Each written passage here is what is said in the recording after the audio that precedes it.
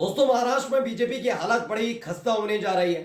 खबर यह है अभी कि इंटरनल एक सर्वे कराया गया था बीजेपी की तरफ से। उसमें बीजेपी ने पाया कि जितनी सीटें पिछली बार उन्होंने जीती थी, यानी 105 सीटें, उससे आधी से भी कम सीटें महाराष्ट्र में रह जाएंगी। इसके बाद एक सर्वे करा दिया गया एक और तरफ से, यानी विपक्षी गठबंधन की तरफ से। उसमें भी कुछ ऐसा ही निकल कर आया। लेकिन खबर यह नहीं है, सिर्फ खबर यह है कि अकेले अपने दम पर बीजेपी क्या महाराष्ट्र में सरकार बना सकती है। यह सवाल इसलिए उठ खड़ा हुआ है क्योंकि उनका एक अपना ताकतवर साथी उन्हें छोड़कर जा रहा है।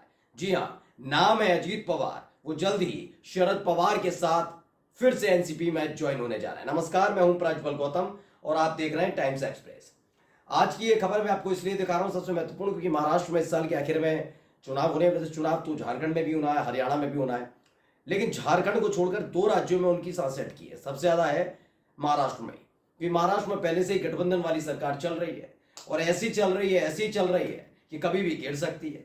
लेकिन चुनावों से पहले किसी भी कीमत पर न शरद पवार, न उद्धव ठाकरे और न ही कांग्रेस का कोई नेता चाहता है कि यह सरकार गिर जाए। वजह मैं आपको बता देता हूं क्यों। क्योंकि यही वो वजह है जिसके चलते लोकसभा चुनाव में बीजेपी का और उनके साथियों का बेड़ा गर्क हुआ। दरअसल हुआ यह था कि पिछले विधानसभा चुनाव में 2019 के आखिर में जो हुआ था, उसमें तीन पार्टियां मिलकर चुनाव लड़ती हैं। एक है कांग्रेस, एक थी शिवसेना और एक है एनसीपी यानी शरद पवार की पार्टी। तीनों को बहुमत मिलता है मिलकर और वो सरकार बना लेते हैं। लेकिन जब पता लगता है कि क्या किया जाए, तो उसके बाद 2 से 3 साल के भीतर ही उद्धव ठाकरे की सरकार को गिरा देती है बीजेपी। एकनाथ शिंदे पार्टी तोड़ देते हैं। तो यानी इसी चीज की भरपाई उन्हें इस बार लोकसभा चुनाव में करनी पड़ी। दरअसल जनता वहां की देख रही थी कि एक तो बाला साहब ठाकरे की पार्टी तोड़ी, ऊपर से शरद पवार साहब की पार्टी तोड़ी, यानी अपने दम पर सरकार नहीं बना सकते। और तो और ये जनादेश का अपमान करते हैं। यानी जनादेश हमने किसे दिया था, जिताया किसको था, सरकार किसकी बनवाई थी, उद्धव ठाकरे की, शरद पवार की, कांग्रेस की। लेकिन इन्होंने तोड़फोड़ करके सरकार बना ली। इसी बात को लेकर नाराज किए। अब खबर क्या है, देखिए, हिंदुस्तान ने खबर छापी है, मेरा दिल कहता है पहले पत्नी को बहन सुप्रिया सुले के मुकाबले उतारा, पछता रहे अजित पवार। दरअसल अजित पवार ने अपनी पत्नी को अपनी बहन सुप्रिया सुले के खिलाफ उतार दिया था। वो पता लगा कि सुप्रिया सुले चुनाव जीत गई और अजित पवार की पत्नी चुनाव हार गई। इसी में खबर लिखी, क्या लिखा है पढ़ के बता देता हूं। लोकसभा चुनाव में महाराष्ट्र की बारामती सीट पर पूरे देश की नजर थी। इसकी वजह यह थी कि यहां एनसीपी की आंतरिक कलह सतह पर थी। अजित पवार ने अपनी पत्नी सुनेत्र पवार को यहां उतारा था, जबकि शरद पवार गुट से उनकी बेटी सुप्रिया सुले मुकाबले में थी। रिजल्ट आया तो अजित पवार को करारा झटका लगा था और सुप्रिया सुले को ही जीत मिली, जो लगातार यहां से जीतती आई है। यही नहीं, अजित पवार को राज्य की एक ही सीट पर जीत हासिल हुई। इस तरह चाचा के साथ अलग होने वाले अजित पवार का राजनीतिक रसूख भी घटता दिखा। वे असली एनसीपी का दावा कर रहे थे, लेकिन नतीजों में शरद पवार ही हावी दिखे। यानी कुल मिलाकर अब अजित पवार को एहसास होने लगा है कि उन्होंने बहुत बड़ा गलत कदम उठा दिया। जो काम बड़ी आसानी से हो सकता था चाचा के, देखिए, थोड़ा सत्ता में इंतजार करना पड़ता है। ये थोड़ी ना कि वो मैगी बनकर तैयार हो जाएगी। आप, मैं इस दौर में कहता हूं, आप किसी से सीखिए मत सीखिए। और उनके आलोचक भी कहते हैं, किसके नाम बता देता हूं, राहुल गांधी के, कि आप किसी से कुछ सीखिए मत सीखिए, लेकिन राहुल गांधी से एक चीज सीख सकते हैं। आप कभी कहते हैं ना प्रधानमंत्री बन सकते हैं, आपको लगता है लाखों आलोचना कर लीजिए, लेकिन हकीकत आप जानते हैं कि राहुल गांधी जैसा होना भी बड़ा मुश्किल है। आप सोचिए, एक व्यक्ति 2014 से लगातार उसके बारे में गंदगी फैलाना, झूठी अफवाहें फैलाना, उसके परिवार को गालियां देना, पप्पू जैसे शब्द का इस्तेमाल, वो तो अब नहीं कह पाते, कोई खुद पप्पू हो गई पूरी बीजेपी और उनके सर्वे सर्वा, लेकिन पप्पू कहना, ये कहना, वो कहना, अंट शंट जैसे बयान देना।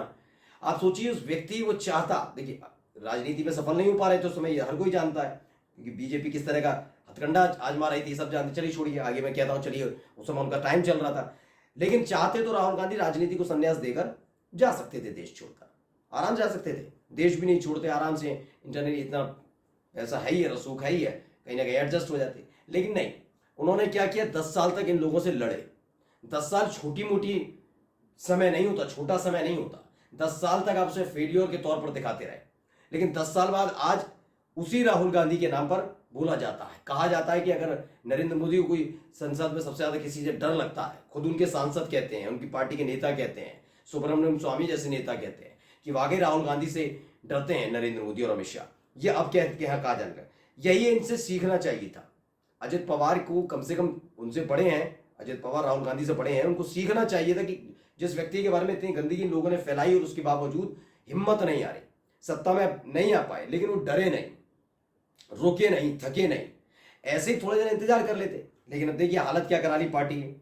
इसी खबर को देखिए, आज तक ने भी छापा, पत्नी को बहन के खिलाफ चुनाव लड़वाना मेरी गलती थी, बोले अजित पवार।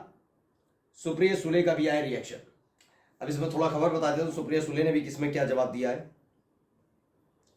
अजित पवार ने कहा कि महाराष्ट्र के डिप्टी सीएम अजित पवार ने मंगलवार को कहा कि लोकसभा चुनाव में बहन के खिलाफ पत्नी को चुनाव लड़ाना मेरी गलती थी, मुझे ऐसा नहीं करना चाहिए था। मैं अपनी सभी बहनों से प्यार करता हूं। बता दें कि बारामती लोकसभा क्षेत्र से सुप्रिया सुले के खिलाफ अजित पवार की पत्नी सुनेत्रा पवार ने चुनाव लड़ा था। सुप्रिया सुले को जीत मिली थी।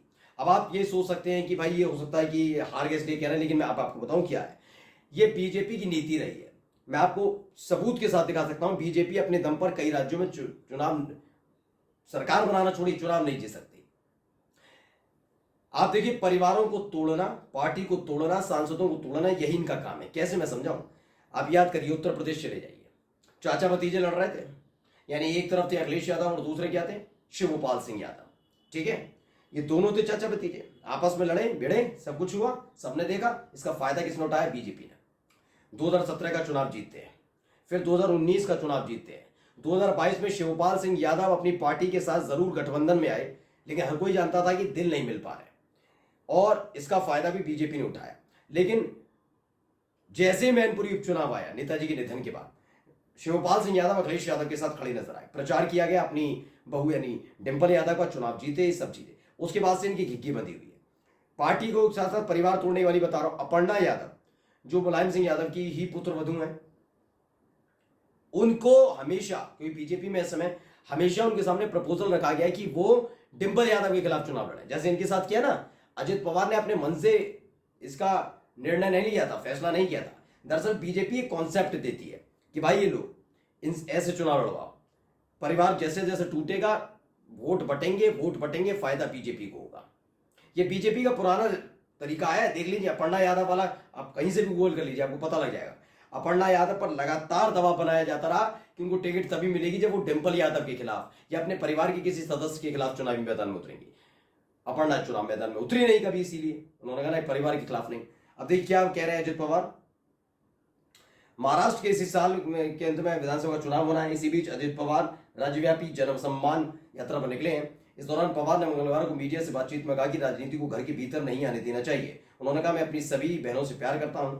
मैंने अपनी बहन के खिलाफ सुनेत्रा को मैदान में उतारकर गलती की, ऐसा नहीं करना चाहिए था, लेकिन संसदीय बोर्ड ने यह फैसला लिया था। लेकिन अब मुझे लगता है कि गलत फैसला था। कुल मिलाकर आज अजित पवार को न केवल एहसास हो रहा है, बल्कि खबर यह है कि अजित पवार जल्दी शरद पवार के साथ आ सकते हैं। नमस्कार।